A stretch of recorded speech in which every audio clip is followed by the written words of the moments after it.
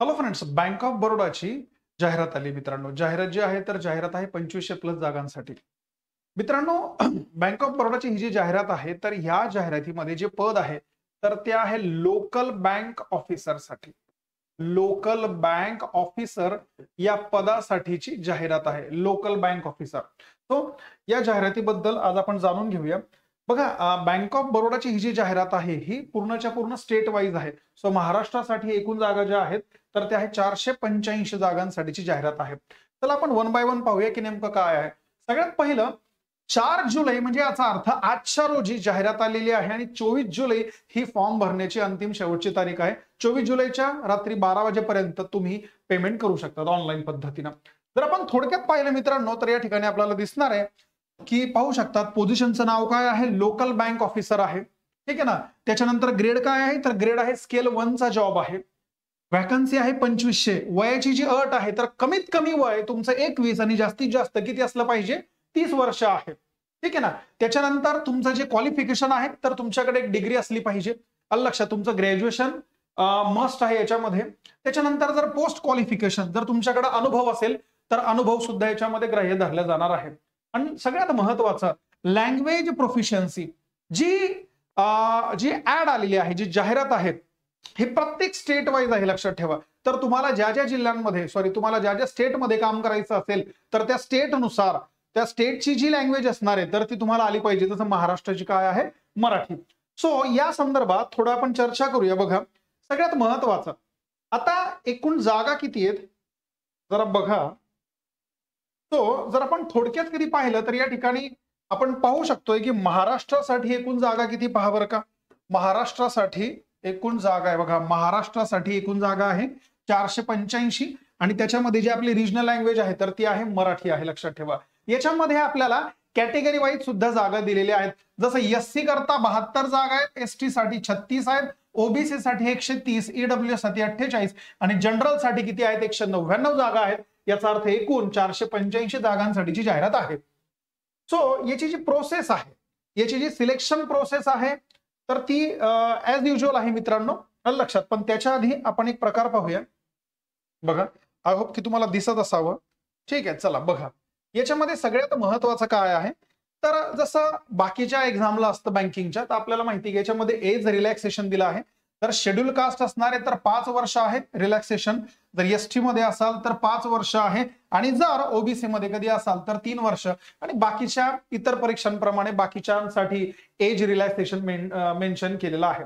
आता सगळ्यात महत्वाचं या ऍड मध्ये एक गोष्ट फार महत्वाची आहे आणि ती गोष्ट काय आहे, जर तुमच्याकडे एक्सपिरियन्स असेल तर त्या एक्सपिरियन्ससाठी काहीतरी अटी आहेत. काय अट आहे, मिनिमम 1 वर्षाचं जर तुमच्याकडे एक्सपिरियन्स जर कधी असणार आहे, 1 वर्षाचा जर तुमच्याकडे एक्सपिरियन्स असणार आहे कशाचा, ऍज अन ऑफिसर. कशामध्ये, शेड्यूल कमर्शियल बँक. जर शेड्यूल कमर्शियल बँक मध्ये सध्या तुम्ही कार्यरत आहात आलं लक्षात, किंवा कुठल्या तरी रिजनल रुरल बँकेमध्ये जर कधी असणार आहे तर तुम्हाला या ऍड मध्ये ग्राह्य धरले जाणार आहे. ठीक आहे. सो ऍप्लिकेशनची जी फी आहे, ऍप्लिकेशनची फी आहे मित्रांनो 850 रुपये. ही कशासाठी आहे, 850 आहे जनरल साठी, ईडब्ल्यूएस करता आणि ओबीसी या कॅटेगरीसाठी. आणि जर तुम्ही एससी एसटी मधून कधी असाल तर मात्र 175 रुपये आपली फीज राहणार आहे, ऍप्लिकेशन फीज. ठीक आहे. सो आता या ठिकाणी आपण थोडक्यात पाहूया की पे स्केल काय आहे. बघा बरं, याच्यामध्ये पे स्केल किती आहे. सो याच्यामध्ये पहा पे स्केल काय आहे. हा, सो मित्रांनो जर कधी पे स्केल कधी पाहिलं तर स्केल 1 आहे. सो पे स्केलची जी स्टार्टिंग आहे तर ती आहे 48,480. पे स्केल किती आहे, 48,480 आहे. त्याच्यानंतर आहे 62,480 आहे. त्याच्यानंतर 67,160 आहे आणि पुढे आहे 85,920. जे पे स्केल आहे तर ते व्हॅरी होणार आहे मित्रांनो. तुम्ही कोणत्या सेक्शन मध्ये झाला लक्षात. स्टेट वाईज आणि मेट्रो सिटी नुसार त्या गोष्टी तुमच्या व्हॅरी होत राहणार लक्षात. इथं सांगितलंय की 1 advance increment shall be granted for the selected candidate for the work experience. लक्षात ठेवा, जर तुम्हाला अनुभव असेल तर त्या अनुभवाचा सुद्धा विचार करून या ठिकाणी पेमेंट असणार आहे. ठीक आहे. मग आता यामध्ये सगळ्यात महत्वाची गोष्ट आहे ही क्रेडिट हिस्ट्री. लक्षात ठेवा, credit history. The candidate applying for the above position shall ensure they maintain a healthy credit history. आलं लक्षात. तुमचा जो क्रेडिट स्कोर आहे तर तो क्रेडिट स्कोर म्हणजे सिबिल स्कोर हा किमान 680 असला पाहिजे किंवा त्याच्यावरती असला पाहिजे at the time of the joining. ज्यावेळेला तुम्ही जॉईनिंग करणार त्यावेळेला हा जो तुमचा सिबिल स्कोर आहे तर मिनिमम किती असला पाहिजे, 680. त्याच्यावर असेल तर उत्तम गोष्टी आहेत. आलं लक्षात. The minimum credit score will be as per the bank policy amended from the time to time. आलं लक्षात. असं आहे. आता सगळ्यात महत्वाचं आहे प्रोबेशनरी पिरियड काय आहे. या ठिकाणी सगळ्यात महत्वाचे आहे की जर तुमचं सिलेक्शन होत असेल, जर तुमचं सिलेक्शन बँक ऑफ बरोडामध्ये झालं तर तुम्हाला त्या ठिकाणी एक प्रोबेशनरी पिरियड बँकेकडून दिला जाणार आहे आणि तो आहे 12 महिन्यांचा. तो काय आहे, 12 महिन्यांचा आहे आणि तो आहे active service from the date of joining. ज्या दिवसापासून तुम्ही जॉईन करणार तिथून 1 वर्ष हा जॉईनिंग पिरियड जो आहे तो गृहीत धरला जाणार आहे प्रोबेशनरी पिरियडचा. लक्षात. त्याच्यासाठी सर्व्हिस बॉन्डही केला जाणार. लक्षात ठेवा. त्याच्यासाठी सर्व्हिस बॉन्ड सुद्धा केला जाणार आहे की त्या बॉन्डच्या आधारावरतून तुम्हाला त्या ठिकाणी किमान तो प्रोबेशनरी पिरियड करणं आणि जर तुम्ही सोडून जात असेल तर त्या पद्धतीची पेनॉल्टी तुम्हाला त्या ठिकाणी पे करावं लागणार. आणि पेनॉल्टी किती आहे मित्रांनो, 5 लाखापर्यंतची आहे. आलं लक्षात. हा. सो या ठिकाणी म्हटलंय द सर्व and minimum period of 3 years. 1 वर्षाचा जर जॉईनिंग पिरियड झाला तर त्याच्यानंतर किमान तुम्हाला 3 वर्ष बँकेमध्ये सर्व्हिस देणं गरजेचं आहे after joining the service or to pay the bank an amount of 5 lakh rupees. नाहीतर तुम्हाला बँकेला काय करायचं, जर तुम्ही मधून जर कधी सोडून जात असाल तर बँकेला तुम्हाला 5 लाख रुपयाची रक्कम द्यायची आहे. Taxes as per the government rule she leave the bank before the completion of the 3 year of the active service. जर तुम्ही चालला गेलात तर मग तुम्हाला 5 लाख रुपये द्यायचे आहेत बँकेला आणि मग जायचं आहे. ठीक आहे. सो एलिजिबिलिटी क्रायटेरिया आपण आत्ताच पाहिला काय आहे म्हणून. ठीक आहे ना. एलिजिबिलिटी क्रायटेरिया आपण आत्ताच पाहिलेला आहे. ठीक आहे. अजून काय आहे, सो महत्वाच्या गोष्टी नॅशनॅलिटी वगैरे आहेत समजा. हा सगळ्यात महत्वाचं सर याच्यामध्ये काय आहे सिलेक्शन प्रोसेस. तर सगळ्यात महत्वाचं तुम्ही पाहत असाल तर याच्यामध्ये मेन आहे ऑनलाईन टेस्टच्या माध्यमाने होणार आहे. Online taste. ऑनलाईन टेस्ट मध्ये किती आहेत, 4 आहेत. इंग्लिश आहे, बँकिंग नॉलेज असलं पाहिजे, जनरल अवेअरनेस असलं पाहिजे आणि रिझनिंग आणि गणिताचं. याच्यामध्ये रिझनिंग आणि क्वांटिटेटिव्ह ॲबिलिटी म्हणजे गणिताचं एकत्र आहे. दोघांचे मिळून 30 प्रश्न आहे. इंग्रजीचे 30 प्रश्न, बँकिंग नॉलेजचे 30 प्रश्न, जनरल अवेअरनेसचे 30 प्रश्न आणि मॅथ्स आणि रिझनिंग दोन्ही मिळून काय आहे मित्रांनो 30 प्रश्न. अशा पद्धतीनं 120 प्रश्नांसाठी पेपर आहे. एका प्रश्नाला 1 मार्क आहे आणि सगळ्यात महत्वाचं प्रत्येक सेक्शनला 30 मिनिटं दिलेले आहे. प्रत्येक सेक्शनला 30 मिनिटं म्हणून 4 सेक्शनचे 3 चौक 12. लक्षात. असं आहे. या ठिकाणी सगळ्यात महत्वाचा आहे जो पेपरचा जो लँग्वेज असणार आहे लँग्वेज मोड, एक तर तो हिंदी असेल लक्षात किंवा तो काय आहे इंग्लिश आहे. लक्षात ठेवा. जो लँग्वेज आहे कॅन्डिडेटचं लक्षात ठेवा पेपर देण्याचा तर तो एक तर हिंदी आहे किंवा काय आहे इंग्लिश. या ठिकाणी सांगितलंय बायलिंग्युअल आहे मात्र कुठलं इंग्लिश किंवा Hindi. There will be the separate timing for every section. प्रत्येक सेक्शनसाठी काय आहे राजानो सेपरेट टायमिंग वगैरे दिलेला आहे. आता याच्यामध्ये सगळ्यात महत्वाचं जसं बाकीच्या एक्झामला असतं त्याप्रमाणे तुम्हाला मिनिमम क्वालिफाईंग मार्क याच्यातून आले पाहिजे. लक्षात. तुम्हाला याच्यातून मिनिमम क्वालिफाईंग मार्क आले पाहिजे त्याच्यानंतर तुमचा लावला जाणार आहे तो म्हणजे कट ऑफ.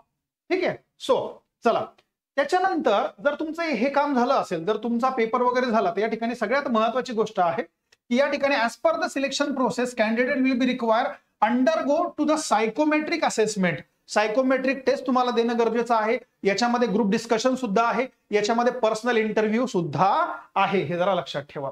आणि बघा बँकेने समक्ष लिहिलेलं आहे नोटिफिकेशन मध्ये की बँका स्वायत्ता म्हणून त्यांच्या अधिकाराखाली कोणत्याही गोष्टी कधी बदलवू शकतात आणि त्या पद्धतीने ते तुम्हाला तुमच्या त्या ईमेल वरती कळवू शकणार. लक्षात. असं आहे. चला बघा पुढे आपण पाहूया. सगळ्यात महत्वाचं पुढच्या याच्यावरती आपण पाहूया. हा 2 गोष्टी महत्वाच्या आहेत. बघा कुठल्या आहेत 2 गोष्टी महत्वाच्या याच्यामध्ये म्हटलंय बघा काय आहेत. सो इम्पॉर्टंट पहा. याच्यामध्ये सांगितलंय 13.5 नंबरचा एक पॉइंट आहे examination centre for online test GD interview or any other method of the section. सगळ्यात महत्वाचं या ठिकाणी तुम्हाला एक्झामिनेशन सेंटर आहे. सेंटरवरती काय असलं पाहिजे काय नसलं पाहिजे बऱ्याचशा गोष्टी याच्यामध्ये मेन्शन केलेल्या आहेत. त्याच्यानंतर महत्वाची गोष्ट बायोमेट्रिक डेटा जो आहे कॅप्चरिंग अँड व्हेरिफिकेशन. ज्या वेळेला तुम्ही परीक्षा हॉलमध्ये जाणार, ज्या वेळेला तुम्ही परीक्षा हॉलमध्ये एंट्री करणार त्यावेळेला तर पूर्ण प्रोसेस होईपर्यंत बिफोर म्हणजे परीक्षा सुरू होईपर्यंत, परीक्षा स्टार्ट झाल्यानंतर, परीक्षा संपल्यानंतर कंपल्सरी तुम्हाला बायोमेट्रिकच्या साह्याने तिथं व्हेरिफिकेशन करणं गरजेचं आहे आणि हे बँकेकडून आहे मित्रांनो अनिवार्य. आलं लक्षात. हे बँकेकडून काय आहे, अनिवार्य आहे. याच्यामध्ये डायरेक्ट मेन्शन केलेलं आहे. काय म्हणतायत पाहून घ्या. ठीक आहे ना. So candidates are requested to take care of the following points ensure the smooth. आलं लक्षात. या सगळ्या गोष्टी आहेत. तो इथं डायरेक्ट सांगितलंय की refusal to participate in the process of the biometric or iris scan or verification above mention occasion lead to the cancellation of the candidate. जर समजा तुम्ही या गोष्टींना जर कधी विरोध कधी केला तर जागेवरती तुमचा जो फॉर्म आहे तर तो रद्द करण्यात येणार आहे. आणि राहिला विषय बाकीच्या प्रोसेसचा, जसं उदाहरणार्थ सर गणितामध्ये काय आहे, इंग्लिशमध्ये काय आहे, तर जसा IBPS चा आपला पॅटर्न आहे सेम त्या धर्तीवरती आपला पेपर वगैरे असणार आहे. मात्र गणित आणि रिझनिंग, मॅथ्स आणि रिझनिंगचे दोन्ही सेक्शन 30च प्रश्नांमध्ये आहे. याच्यामुळे त्यांचं जे वेटेज आहे सो ते ऍज कम्पेअर टू IBPS काही प्रमाणामध्ये ते सोपं राहणार आहे. लक्षात ठेवा काय आहे, सोपं राहणार आहे. आता महत्वाची गोष्ट एक आपल्याला पाहिजे इथं, आपल्याला याच्यामध्ये रोल काय आहे. लक्षात, भरपूर मुलांचं एक म्हणणं आहे की सर याच्यामध्ये रोल काय आहे. बघा या ठिकाणी दिलेला आहे रोल काय आहेत. जर तुम्ही लोकल बँक ऑफिसर म्हणून जर निवडला गेलात तर तुमचा रोल काय असणार आहे. बघा रोल काय काय आहे याच्यामध्ये सांगितलं गेलं. लोकल बँक ऑफिसर आहे पहिलं. प्रायमरी रोल आणि responsibility, drive new to bank, लक्षात. कस्टमर आहे, सोर्स न्यू रिटेल आहे, कंडक्ट, मल्टिपल गोष्टी आहेत. लक्षात, सर्वच्या सर्व गोष्टी लिहिलेल्या आहेत. तुम्ही नोटिफिकेशन मध्ये प्रत्येक गोष्ट रीड करू शकतात. ओके. सो बस इतक्याच गोष्टी आपल्यासाठी महत्वाच्या आहेत, बाकी काही नाही. बाकीच्या जर कधी काही गोष्टी महत्वाच्या असतील तर तुम्हाला त्यांच्या वेबसाईटवरती जाऊन कळणार आहे. मात्र एक गोष्ट जरा लक्षात ठेवायची, सर्वच्या सर्व गोष्टी ज्या आहेत तर त्या बँकेच्या स्वाधीन आहेत. लक्षात, सर्व गोष्टी बँकेच्या स्वाधीन आहेत. अजून जे हॉल तिकीट असणार आहे तर ते हॉल तिकीट तुमच्या ईमेलवरती येणार आहे. सो त्याच्यामुळे ज्यावेळेला तुम्ही लोक फॉर्म भरणार तर फॉर्म भरल्यानंतरचा जो ऍप्लिकेशन नंबर असणार आहे तर कृपा करून त्याचा फोटो तुम्ही काढून ठेवा. हे बँकेच्या नोटिफिकेशन मध्ये म्हटलं गेलेलं आहे.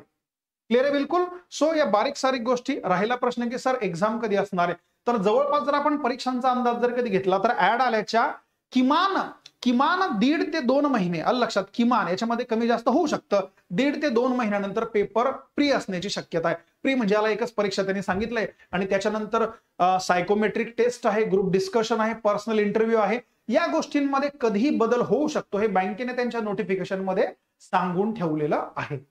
सो इथून तुम्ही किमान 1.5 महिना 45 दिवस 50 दिवस हा तुमच्या एक्झामचा शेड्यूल समजून तुम्ही तयारीला लागू शकता. ठीक आहे मित्रांनो. सो याच मुद्द्यावरती थोडं क्लॅरिफिकेशन किंवा अजून थोडं डिटेल व्हिडिओ आपण लवकरच त्याच्यावरती आज उद्यामध्ये पाहूया. तरीही काही तुम्हाला डाऊट्स असतील, काही विचारायचं असेल तर कृपा करून तुम्ही कमेंट्स बॉक्समध्ये त्या गोष्टी लिहा. आपण त्याच्यावरती सखोल चर्चा करूया. ठीक आहे तर मग ओके मित्रांनो, चला, थँक्यू.